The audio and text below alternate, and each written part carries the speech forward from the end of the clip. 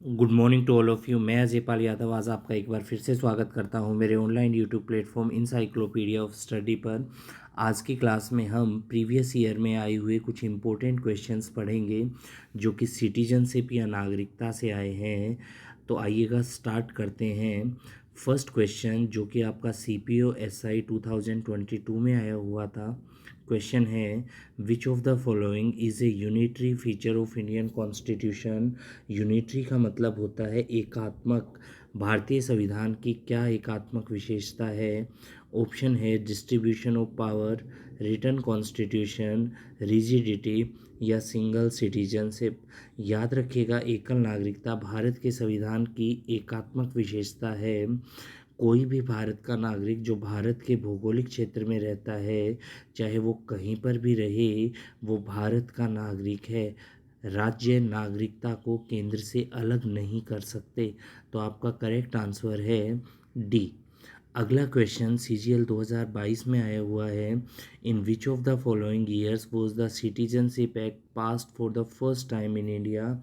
भारत में नागरिकता अधिनियम को 1955 में पहली बार पास किया था और अब तक इसमें 9 बार संशोधन हो चुका है।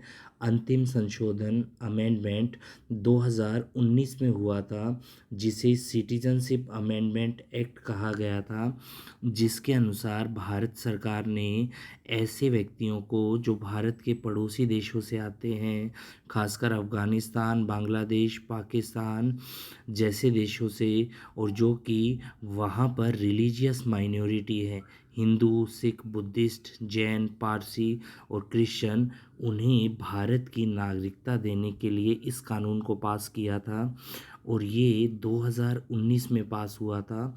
हालांकि इस कानून का विरोध काफ़ी ज़्यादा हुआ था। तो करेक्ट आंसर है आपका 1955। अगला क्वेश्चन है, which of the following article of the constitution of India mention the continuance in the of the rights of the citizenship. Bharat का वो कौन सा आर्टिकल है जो बताता है कि आपकी नागरिकता निर्विरोध रूप से चलती रहेगी?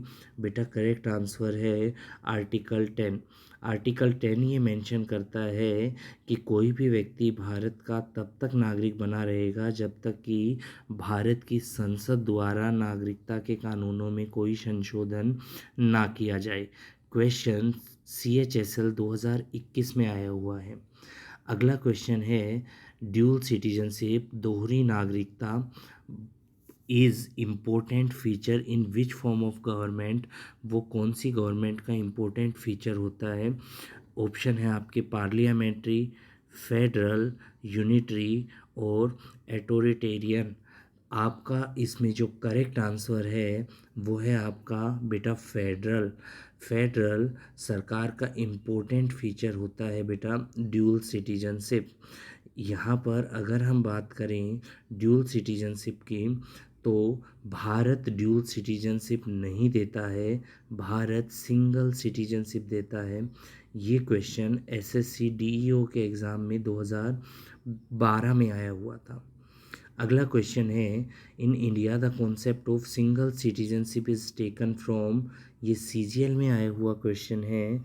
भारत सरकार ने एकल नागरिकता का कॉन्सेप्ट कहाँ से लिया है? तो भारत सरकार ने एकल नागरिकता का कॉन्सेप्ट इंग्लैंड से बोरो किया है। अगला क्वेश्चन है, which is the competent body to prescribe conditions for the equalisation of citizenship.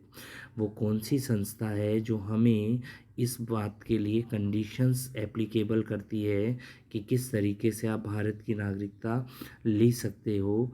तो याद रखना, आर्टिकल 11 के तहत बेटा देश की पार्लियामेंट के पास ये राइट है कि वो किसी भी नए कानूनों का निर्माण कर सकती है या कंडीशन सेट कर सकती है भारत की नागरिकता लेने से संबंधित।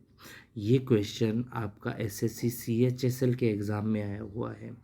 अगला क्वेश्चन है, by which of the following mode can citizenship B acquired. इसमें से किस तरीके से आप भारत की नागरिकता ले सकते हो? तो फर्स्ट ऑप्शन है बाय बर्थ, जन्म से। बिल्कुल, ऐसे कोई भी व्यक्ति जो 26 जनवरी 1950 के बाद भारत के जोग्राफिकल एरिया में पैदा हुए हों वो सिटीजन ऑफ इंडिया है।